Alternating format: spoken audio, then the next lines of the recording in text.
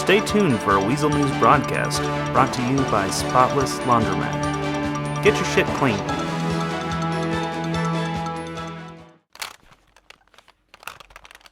Hey there, people! I'm so excited to announce something new. After a few months of research, we finally come up with a new product. And it's about time that we show you the process of how it was made, because there was a lot of long steps on the way. Our very own scientists have been hard at work figuring out this formula. Unfortunately, at first it turned out to be illegal, since our new spray was so good that it could remove any spot from anything. We had to think outside the box. So then we had our scientists put together a formula that was perfectly legal inside 2 states.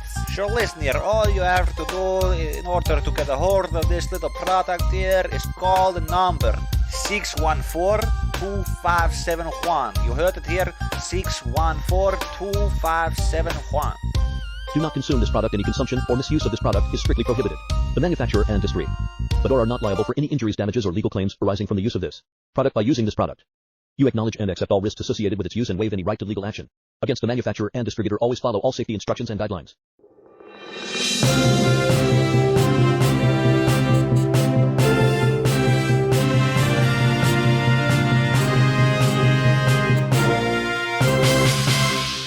Hi, I'm Paul Sterling, and I don't make out with my employees. You're watching Weazel News.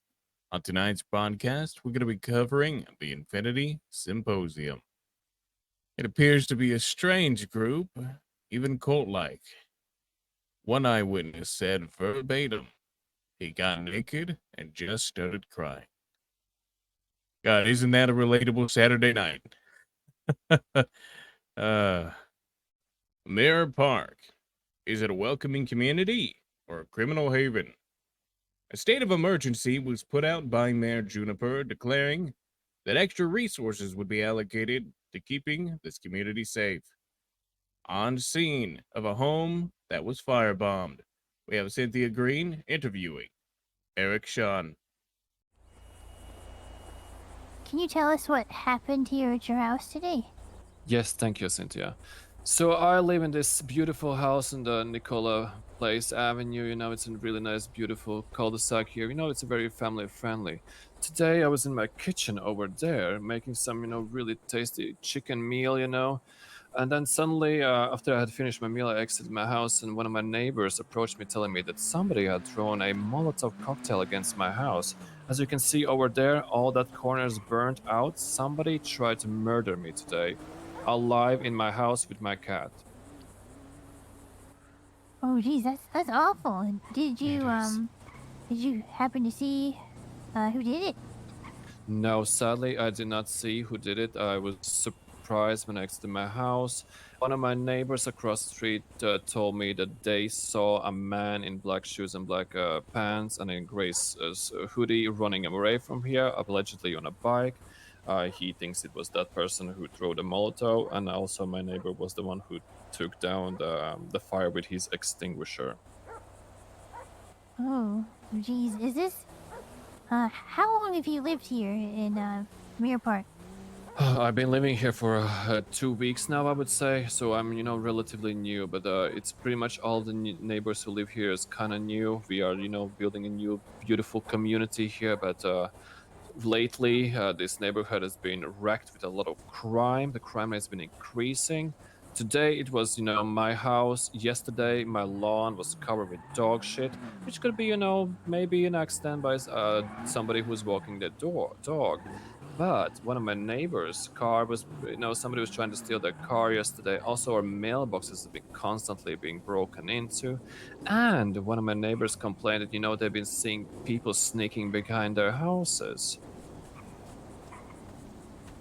Oh, geez. Yeah, that's pretty alarming. It is. Is there anything else that you would like to add to the viewers here at home? Of course, I would like to add, stay safe, everybody.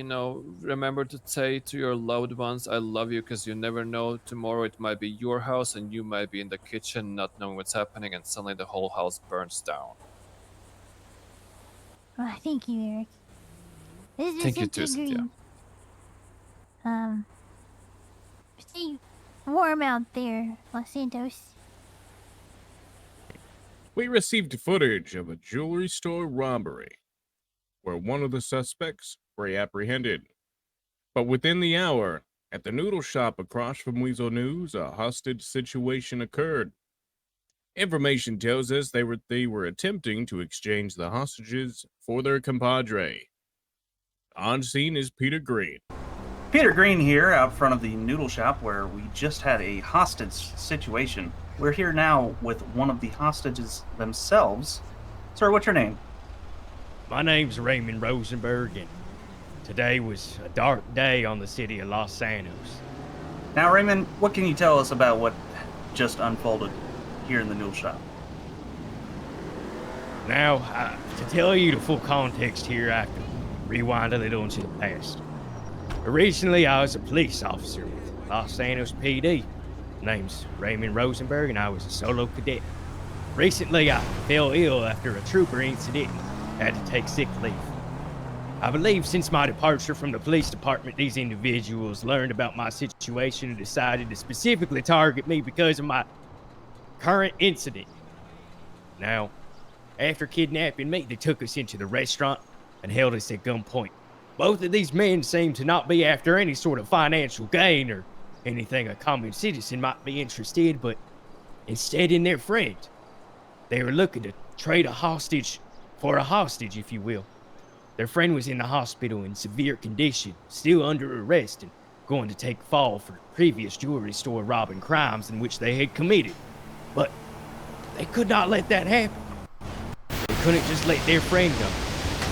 In my opinion, they'll try to paint the picture that there are villains here and that someone was in the wrong. But those fine men were just trying to help their sister in arms. God, I'll never hold that against them a day in my life. So you're saying that these people that held you at gunpoint, they were only doing so in the name of friendship.